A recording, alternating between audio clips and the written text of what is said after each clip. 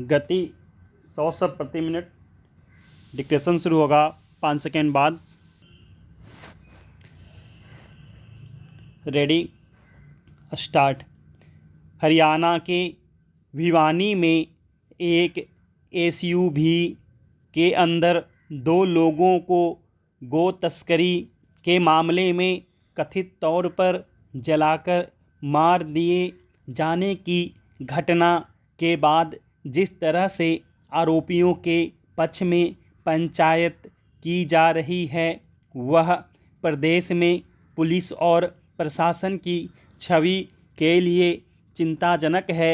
मसला यह नहीं है कि प्रदेश में गो संरक्षण से जुड़े कानून का उल्लंघन हुआ या नहीं, मूल मुद्दा यह है कि इस या ऐसे किसी भी कानून का उल्लंघन अगर होता है तो उससे निपटने का ढंग क्या होना चाहिए। संविधान का तकाजा है कि उससे निपटने का जिम्मा किसी भी नॉन स्टेट एक्टर के हवाले नहीं किया जा सकता, ना ही किसी नॉन स्टेट या स्टेट एक्टर को कानून हाथ में लेने की छूट दी जा सकती है।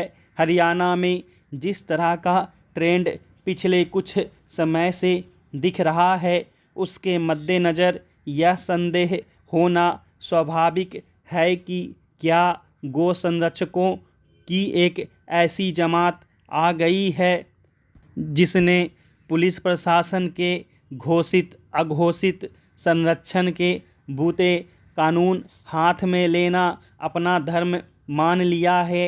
इस मामले के मुख्य आरोपी मोनू मानेसर की टीम कथित गो तस्करों के खिलाफ जिस तरह से कदम उठाती रही है उसके सोशल मीडिया पर इन लोगों द्वारा ही डाले गए वीडियो खुद अपनी कहानी बयां करते हैं। इन वीडियोज में ये कथित गौ तस्करों का न सिर्फ पीछा करते उन्हें पकड़ते बल्कि कई मामलों में उन्हें पीटते हुए भी नज़र आते हैं।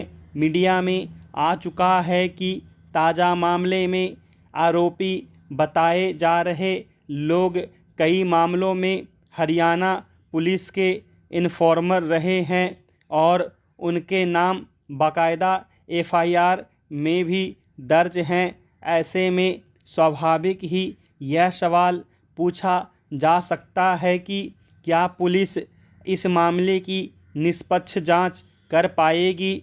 जिस तरह से जांच पूरी होने से पहले स्थानीय पुलिस के वरिष्ठ अधिकारियों ने पीड़ित परिवार के आरोपों को निराधार करार दे दिया, उससे भी यह संदेह बढ़ता है। सवाल यह भी है कि गो संरक्षण और लव जिहाद जैसे मामलों में कानून व्यवस्था की मशीनरी को कैसे अप्रासंगिक बनाया जा रहा है। जहां हरियाणा में बीजेपी के नेतृत्व में सरकार चल रही है वहीं इस केस के तार कांग्रेस सरकार वाली राजस्थान से भी जुड़े हैं।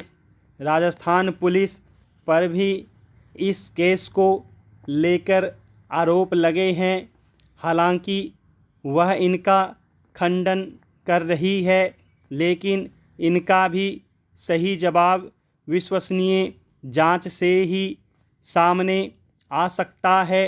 दुर्भाग्यवश जिस तरह का माहौल बनाया जा रहा है उसमें निष्पक्ष और विश्वसनीय जांच ही सबसे मुश्किल चीज़ बनती दिख रही है।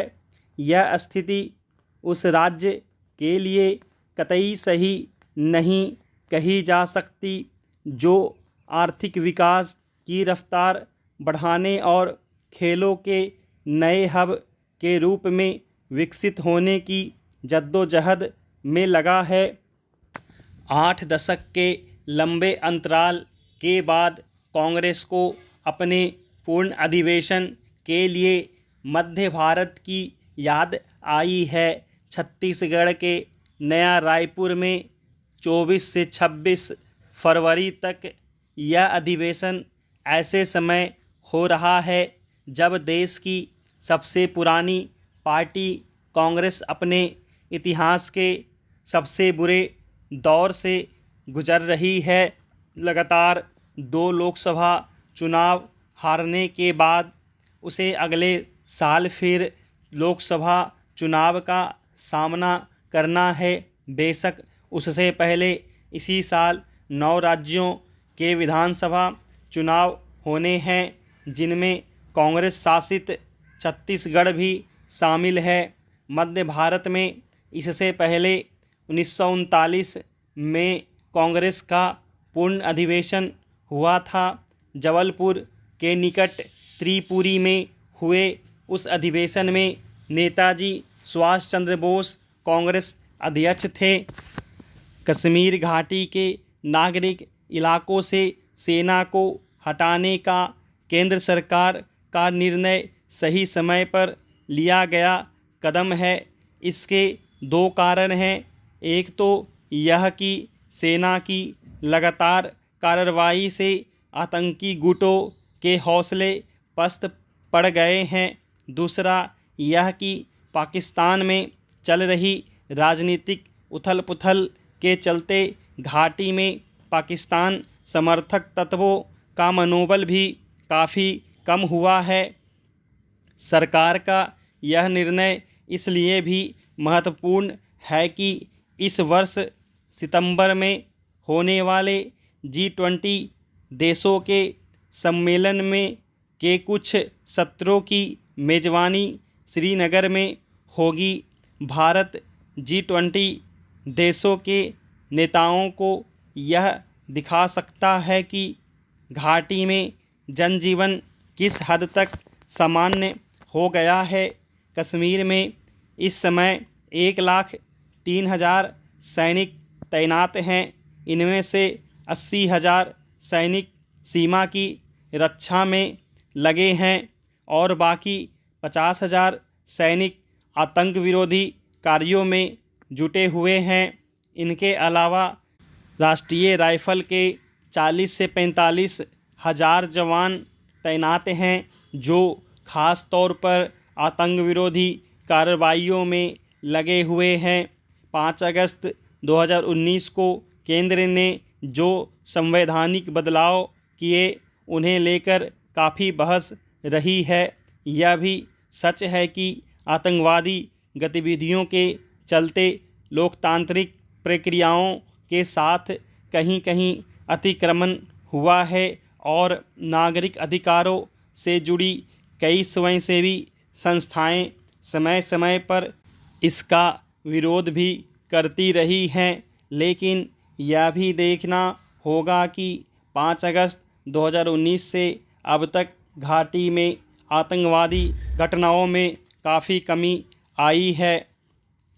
दुनिया में देखा गया है कि जहां भी सेना को आतंकवाद से भिड़ना पड़ा है, वहां कुछ न कुछ मानवाधिकार उल्लंघन की शिकायतें आती रही हैं।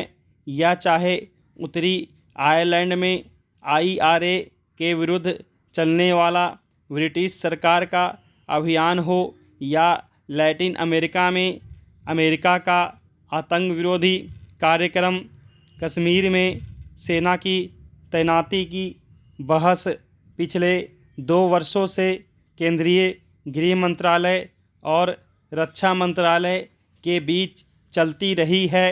कहीं कहीं इन दोनों के नज़रियों में भी मतभेद रहा है, लेकिन अब इनके बीच एक समन्वय की स्थिति आ गई है और सभी दृष्टियों से ज़मीनी स्थिति में सुधार की पुष्टि की गई है।